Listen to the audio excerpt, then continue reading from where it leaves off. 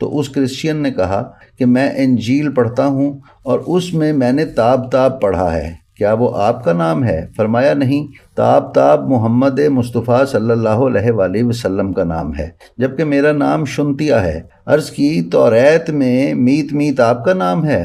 فرمایا نہیں، میت میت حضرت مصطفیٰ صلی اللہ علیہ وآلہ وسلم کا نام ہے، جبکہ میرا نام ایلیا ہے۔ وہ نصرانی بولا، کیا آپ مسیح ہیں کہ آسمان سے اترے ہیں تاکہ اہل علم کے رنج و عناد کو دور کریں؟